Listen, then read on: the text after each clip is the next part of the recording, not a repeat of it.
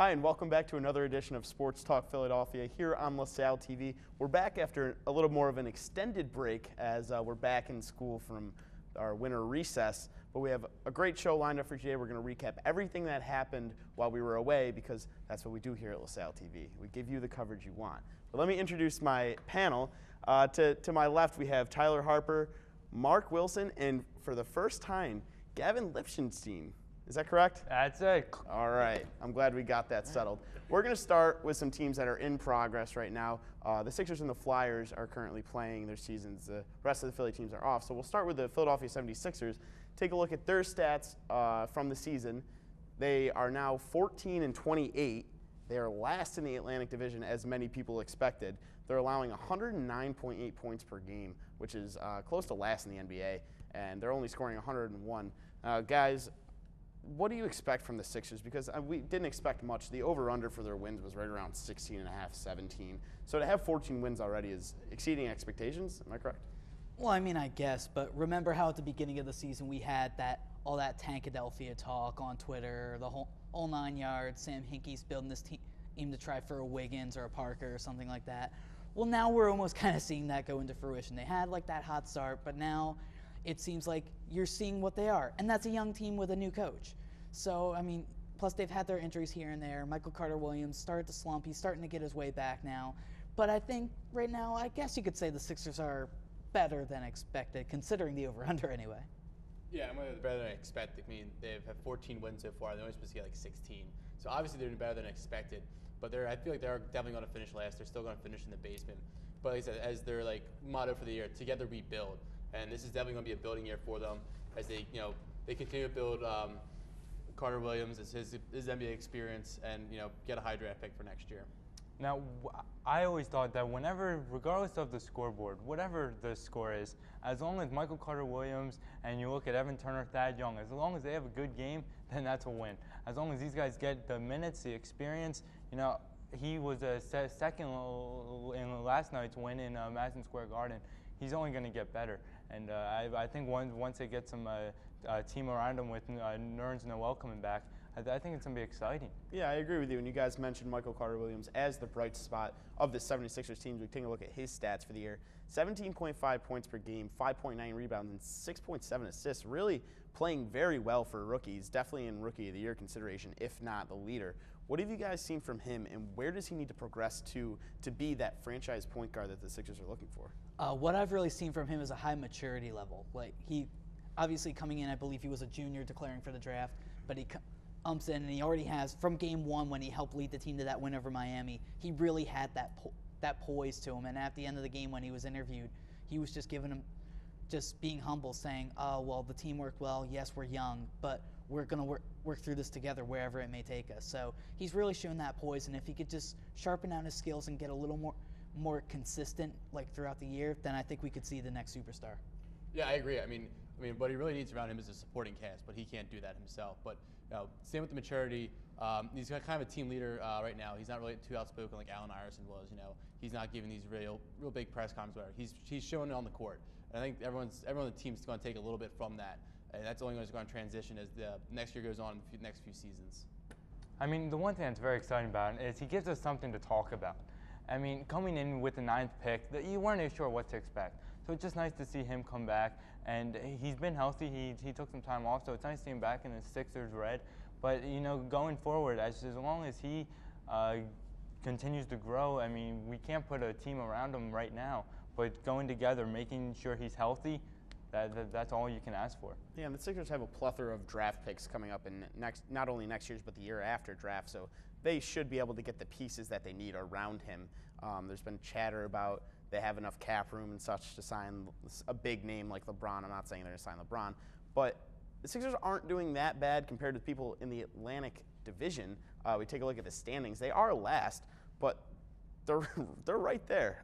They're only one win behind both the Knicks and the Celtics, and only 3.5 games out of a playoff spot. Now, I'm a glass half full kind of guy. So do you think the Sixers, if they made a run, they could make the playoffs by I don't even know. Could they? Possibly, but I don't see all the pieces coming together. I mean, but again, that's not really a bad thing because like Mark said earlier, the motto is together we build. this is not supposed to be like a Chip Kelly 1 year make the playoffs process for Brett Brown. He's just got to get his pieces in place, draft smart along with Sam Hinkie, and then in the next couple of years be able to build a team that can be a contender like the Raptors are this year. I think there's a possibility for playoffs for them. We saw the past couple of years when they're hanging around in the basement, and next thing you know, you're like, oh man, they're the 8th seed and they still made the playoffs. And I think the one thing I saw online the other day was the Knicks have one of the highest payrolls in the NBA. The Sixers have the lowest, and they're only 1 game apart. So, people think the Knicks could do it. I think the Sixers Because the could Knicks do don't play defense, but I mean, you look at Toronto, they're 1 game above 500 right now. So we're not too far out.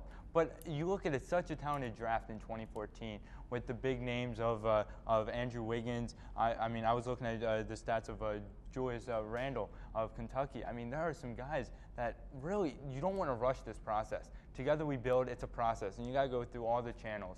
And I really think they're doing that. So to keep going forward, keeping the guys healthy, I think that's most important. Playoffs will happen, but you can't rush into it. yeah, you have to think that Sam Hinkie does have a plan in place, and he's going to stick to it regardless of how many wins this team can somehow accrue. But we'll move on to the Philadelphia Flyers, who are playing much better hockey than they were at the beginning of the season. Take a look at what they've done this season so far: 25, 20, and 6 after a 1-7 start. So they really picked it up and turned together kind of after the firing of Laviolette. But they're third in the Metropolitan, right behind New York and Pittsburgh. They're in a playoff position right now. So, guys, what do the Flyers have to do to keep this up and maybe be a contender in the playoffs? They've got to get consistent, and that's just across the board. Because recently they've been having a couple game win streaks, but then they slow it down with an embarrassing tough loss like they did this past week to the Carolina Hurricanes. So really all around they've just got to be consistent. Even Steve Mason, who's been lights out for the most part for them this season, he's been a little shaky of late in a couple games, and even after signing his contract extension. So you'll have to keep an eye on him and make sure everyone just stays sharp and everything stays according to plan. But other than that, Craig Berube's done a great job in this turnaround. I think they play defense. Past few games I've seen, they had monumental collapse. They had like a 3-goal lead or a 2-goal lead going into the third, and even halfway through the third, and they ended up losing. The other night they went to a shootout and lost because even though they had a 2-goal lead, and that's just something you can't do. They, kudos for them for coming. At one point they were going 500, like they're hitting 500, dropping below 500, back up and down, up and down. Now they're 5 games over. Now they just have to play defense and keep those easy wins they had already earned. I mean, you look at the injury of Jake Voracek this week with his right hand, and their defense has to improve. It just has to. They're solid, but with Timonen, he's not getting any younger. He's 38. So looking at these contracts, I mean, they're doing very well, and I think going into the break coming up, that they're in a very good spot, and it's very exciting to see. And so just defense, and it's nice to see that their goaltenders have really stepped up and have really come into a zone a little bit. Right, one bright spot for the Flyers has been their offense. They've been scoring a lot more goals ever since that kind of line brawl that we talked about last semester. But the captain has stepped up. Claude Giroux has really played good hockey ever since the first month. He failed to score a goal in the first month of the season. We take a look at his stats for the year. He's now second on the team with 14 goals, right behind Wayne Simmons with 17, and he leads the team in points. So he has 32 assists as well. So what has he done to kind of establish himself? Did he really take the captain role and make it fit him and make this team a better team? Yeah, he was frustrated with himself for that first month of the season. He really was. I mean, there were a lot of critics around the city, media included, about should Claude Giroux really be the captain. But Claude Giroux's biggest critic was Claude Giroux. He was looking at himself and he didn't like what he saw. So he finally got back to basics, stepped up his game, and has really become the captain that he should be. And I think in the past couple weeks he's really had a fire under him because he was snubbed from Team Canada for the Sochi Olympics. And he was not happy. He went to the media about it, saying he was disappointed. And ever since then, he's really had a fire under his game, saying that he hopes that Steve Yzerman and the Team Canada brass look at him and say, yeah, you're missing a really good player here. Yeah, for me, it was going to have to be just that added pressure of being captain. I mean, in Philadelphia, all sports are hard on you, let alone be the captain of a team. And for the Flyers, the most scrutinized players on the team are the captain and the goaltenders we've seen the past couple of years. And for Claude Giroux, who put up such big numbers before, being captain, there's so many other things going on around you. I think he's eventually now settled into the role. He's able to perform, put these numbers up, and lead by not necessarily being like the vocal leader, but leading on the ice in his play. Yeah, I mean, I think it's safe to say that we really haven't had a leader since Chris Pronger a few seasons ago now. So it's nice to see him really settle into this role. He's very friendly. I mean, I think the big part of the captain is realizing you're always being looked at. Other players, fans, media, they're always looking at you, as there's a lot of pressure with it. It's a lot of responsibility, but a lot of power too. And it's really nice to see a great leader in the Flyers franchise, so talented as him.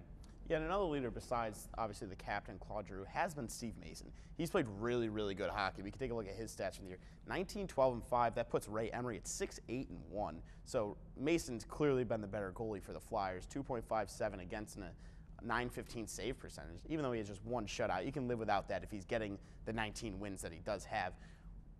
How good has he been for this Flyers team, and did he kind of carry the team during that 1-7 start? I mean, he was really the only good part of that hockey team then. Oh, he absolutely carried this team. I mean, he was that one solid piece that most people, like I was on press row a couple times covering games for Sports Talk, and a lot of people saying around me are, yeah, they're losing, but at least we have Steve Mason as that bright spot to kind of build around. And as mentioned earlier, this past week he was able to sign a 3-year extension, and for the most part I think he deserved it because he really has taken a more focused approach. He won Rookie of the Year a few years back, I believe in 2009 with Columbus, then kind of went off the rails a little bit, but then he really broke down his procedure of just taking things like literally shot by shot, period by period. So focusing on that I think has really helped him out. Yeah, him staying in the game, staying in the season, especially after that 1-7 start, the fans were kind of starting to drop the team. You can almost see it sometimes, the players weren't too sure of themselves, but Steve Mason always there in goal, anchoring the team, being that bright spot, you guys have said, he was kind of like the rallying point for them, like Steve's playing hard, he's there, you can do it for Steve as we saw saw recently. Yeah, as Steve Mason has been the bright spot of the Philadelphia Flyers, the Philadelphia Eagles have been the bright spot of the city sports scene. Obviously, they made the playoffs. We'll take a look at what they did in their 2013 season. First under Chip Kelly, 10-6 NFC East champs, beating the Dallas Cowboys in that winner-go-home game in the last game of the season. They had the most plays of 20-plus yards in a season, outbesting the best show on turf, the St. Louis Rams back in the 90s. And they had the best running game in the NFL, without a question.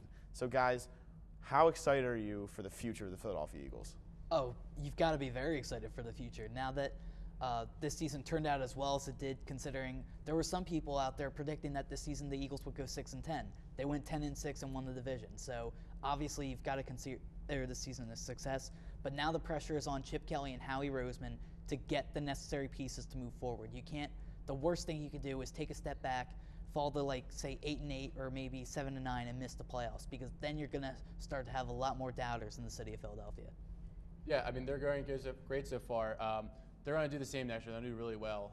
Tyler said, you got to get the pieces you need. But the one thing we have to remember is that this 10-6 season, Michael Vick was the starter for most of it. I think one of the big differences between this team making the playoffs was that Michael Vick was not the starting quarterback the last half of the year, and rather it was Nick Foles. Nick Foles is an overall bigger person. In the offense too, it's a very fast-paced offense. They spent actually the least amount of time on the field, and the defense saw the most plays out of the entire NFL by a long shot because of how fast the offense moves. And that's one thing the Eagles definitely have to keep up to win. And, the NFL has this big thing, miking up players in the games. And you'll see, and they'll bring it up, during breaks, defensive linemen on the offensive linemen. And, a lot of times teams have to take timeouts to catch a breath for their players. And that's one thing I'll see, oh my God, you guys run quick. And that's because that's how the Eagles won. They move quick. The Eagles have a lot of opportunities in the next season.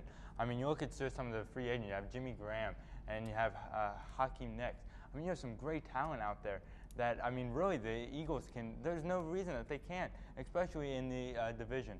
But going forward, you can't get used to being in the first round. Yeah, and what I took out of this season was the Eagles found their starter for years to come. As we can take a look at Nick Foles' stats from this year. He had the highest pass rate in the NFL. Obviously, he didn't have enough of a sample size. He bested Peyton Manning, but still, 27 touchdowns, 2 interceptions, made the Pro Bowl, 8-2 as a starter. It's clear that Nick Foles is the future here in Philadelphia. So we look forward to Nick Foles next year, but the Eagles do have to do well in this draft. They did very well in the last 2 drafts, and that's showing, and they can only continue. Briefly, what do you think they need to do in this draft? They really need to focus on, I think they need a good helping receiver piece to help Riley Cooper, if you bring him back, obviously to help Deshaun, and whatever you're going to do with Jeremy Maclin. But I know there's a good crop of receivers out there. There's a good couple at Mizzou so that maybe if you pick one of them up, they have a good combination of size and strength. So if they go on, then I think it'd be very interesting to see what they can do. For me, it's going to have to be defense. We saw secondary struggle a little bit, linebacker struggle a little bit. They all picked up towards the end of the year, but offense was strong. Once they got a little consistency in the quarterback, they were good. So it's definitely defense they're going for in the draft. Just to touch on a point that you guys didn't talk about, Alex Henry really struggled kicking this year. So I would either cut the cord on him or really work on him to improve him going forward next season. And we do look forward to the next Eagles season as the Super Bowl is now just over a week away. Seahawks and the Peyton Manning-led Denver Broncos. The Eagles could easily probably be in that game if they got by the Saints, but that's a whole other story. One guy that did kind of carry the Eagles this year was LaShawn McCoy. We can take a look at his stats right now. He won the NFL rushing title by a whopping 268 yards over Matt Forte, who came in second. He averaged 100.4 yards per game. He led the league in yards per carry, first downs, and total carries. He was the workhorse for the Eagles. How long does Shady have to stay in Philadelphia till they win a championship? As long as we need him to. He just signed that new contract a couple years ago. He seems very excited about being here, and he knows that this system is all about him. He knows Chip Kelly loves to run, and he knows that offensive line is such a tight-knit unit that they are going to make those holes for him. He knows that they have his back, those offensive linemen and tight ends. So it's really a group he can trust. It's a system he can trust, and he seems like he loves to play here. So if he's here going forward, I'm on board. Yeah, I want to say the Eagles probably, they'll probably win a Super Bowl next 4 years, especially along the back of LaShawn McCoy. We saw so many times here he turned nothing to huge plays. He would run to the line, nothing would happen, hold collapse, he would cut back, and he would pick up 20 yards. He was an absolutely amazing playmaker for the Eagles, and without him, they wouldn't have been where they were. And without him, they won't be anywhere without him. I mean, his ability to see the field and see the holes, and his speed. He's by far one of the top players in the league speed-wise. It's fantastic to see. Yeah, we look forward to the Eagles season next year, but it will be a long off-season. As we move on to a team that is in the offseason and is having a terribly long offseason, the Philadelphia Phillies. The only news that we have to report for the Phillies is they did sign 39-year-old Bobby Abreu, as we can take a look at his stats. He didn't play last season, but in 2012 he played in 100 games and hit a whopping 242. So a great signing for the Phillies as we have Ruben Amaro there in flames because he is so on the hot seat, guys. What do you see from this signing, if anything? I was going to say, do I have a choice of saying anything here? I guess he's going to be a left-handed bat off the bench if he makes the team. I mean, it is a minor league contract, but why? That's a good question. Why? We've questioned a lot of Ruben's moves. If you've seen the show, you very well know this offseason. He's got to be gone by the All-Star break at this point, right, guys? That's what I think. I wouldn't say by the All-Star break, but definitely indications come by the All-Star break whether he's going to stay. What I see Bobby Abreu doing, though, in the minor league contract is more being a leader and a mentor in the minor leagues for the younger guys coming up. They also invited Brad Lidge and Roy Halladay as special instructors back for spring training. So it'll be interesting to see. And there are also talks of bringing older players in, and it's that's one thing that the entire public and media has kind of stressed to, like Ruben Amaro in the Phillies organization, is that you can't be getting these older players. They're talking about Vernon Wells. He hasn't been relevant in the past couple of years. So I totally disagree. If the Phillies aren't winning by All-Star, I think Ruben Amaro is definitely that close from being fired. I mean, it's been a pretty quiet offseason.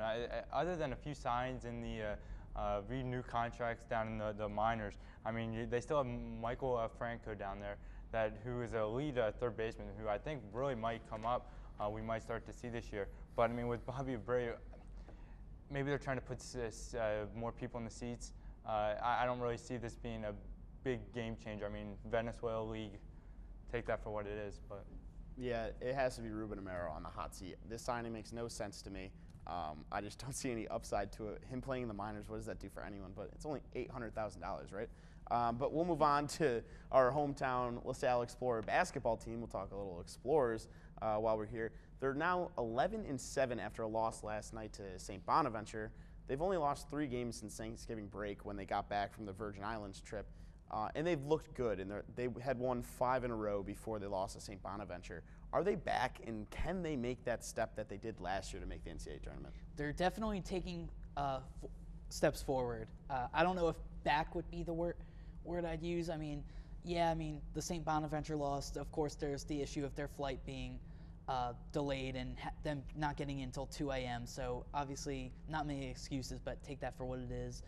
But I don't know if I could feel confident enough to say they're back yet, because in these games, they haven't really pulled away either. Those teams that they've played, the Temples, the George Washingtons, the Rhode Islands, they've still been in it. So, I mean, obviously they're not a powerhouse by any means, but I haven't really seen them pull away yet to be considered back from what they were last year. Yeah, I have to agree. They're not to that level yet, but they can definitely make their way there. We've been watching them all the time, kind of be critical of them.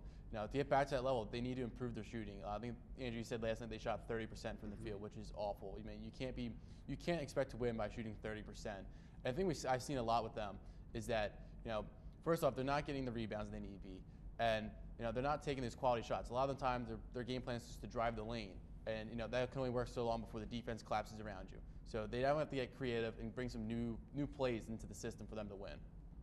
Yeah, I mean, I think time will tell. I think if they can really make a push at the Barclays Center in early March for the A-10 tournament, and I think if they can really take care of business starting Saturday with VCU and Duquesne coming up, they have some big games, St. Louis being one of them. So I really think if they can make strides forward, yeah, I think they're right with the best of them. Yeah, their next 5 games are rather critical. They have VCU, Duquesne, George Washington, St. Louis, and UMass. St. Louis and UMass both being ranked. But LaSalle, before the St. Bonaventure game, of course, was coming off a big win. They took down Temple, which is big for everyone on campus. They hadn't done that in 8 straight games. And I just wanted to share with you guys a picture taken by LaSalle student Anson Marsh, who takes pictures for City of Basketball Love, just of the Palestra and of the atmosphere when Tyrone Garland hit that shot that put LaSalle up for good. Just wanted to share that with you guys. But, guys, how much did the Temple win mean to you? Oh, it meant a lot. Mark and myself were at the game, calling the game for WEXP, and from the top, there were times when both sides were cheering so loud, we could literally feel that press row up top shaking underneath us. The energy in that building was electric, to say the least, and it was really an overall win for the city of Philadelphia, for both Temple and LaSalle, both their programs getting that national spotlight. It's huge for the city.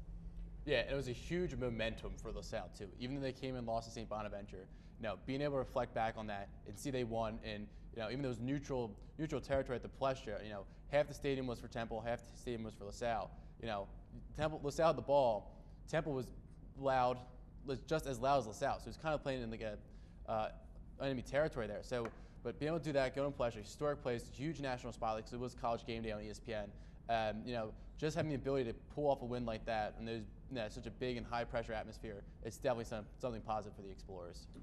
I mean, I think people tend to forget the size difference between the Temple Owls and the LaSalle Explorers. I mean, you're at a school here with the Explorers that is 8,000, and we brought just as many fans as the Temple Owls did, is just 30,000 plus. I mean, it was a great atmosphere. It was really great to be part of. That was my first time being at a college game at the Palestra, and it was phenomenal, fantastic atmosphere. Yeah, any game at the Palestra is really fantastic, and for ESPN College Game to be there made it that much more special for all of us covering the game and all the students. And I can collectively say that LaSalle campus took a breath of relief after losing to Temple 8 straight times. But we will move on to our Fast 5 segment here at LaSalle TV Sports Talk Philadelphia.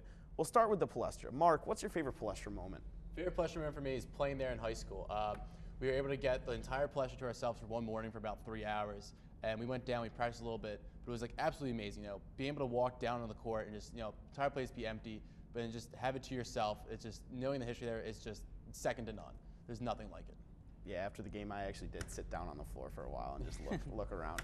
But Gavin, do you want the Sixers to make the playoffs? I do not. I am a firm believer that together we build, together we fall, and they need to fall. Because that's the only way you're going to move forward. Every bad team in the NBA has gone through these transition periods. You look at Miami, you look at Cleveland. These are all teams that have struggled to get that #1 pick. And it's a process, and they need to go through with it. All right, Tyler. If the NHL season were to end today, how far would the Flyers advance in the playoffs? I think they could probably win a first round if they were able to get a hot streak, but I don't see them going to the Eastern Conference Finals. I think they'd fall in the second round. All right. Next question to Mark Wilson. What pieces do the Philadelphia Eagles need to get to the Super Bowl next year? Pieces, I said earlier, secondary and linebackers. Those were two things they kind of struggled in the beginning of the year where they lost games, big threats downfield for the opponents. Bring those in, have some really good coverage, and there's nothing you can't do because the D-line was amazing this year with getting pressure on the quarterback. All right, and last question. We'll go to Gavin, the newcomer of Sports Talk Philadelphia. Will LaSalle be in the NCAA tournament this year? Yes. Why? Yes, I'm going out because the way that they've been playing, I'm a firm believer that they have been making improvements, but it all depends how they do in A-10 play. And going forward, if they can take care of business, especially at the Barclays Center, and be in the top 4 in the A-10, see you in March, baby. Well, the entire LaSalle campus, I believe, hopes to think the way that you do, but that'll do it for our show today. You can, if you have any questions, comments, concerns, you can go to our website, lasalle.edu/LaSalleTV. We also have an email account, like most people these days, lasalletv@lasalle.edu. We're also on all kinds of social media. On Twitter, I'm Andrew J. Albert01. You can follow the Sports Talk Philadelphia Twitter, which is Dave Gersbowski. Shout out. Facebook, you can keyword search Sports Talk Philadelphia, and YouTube, keyword search Sports Talk Philadelphia. Thank you very much for tuning in. We will see you next week.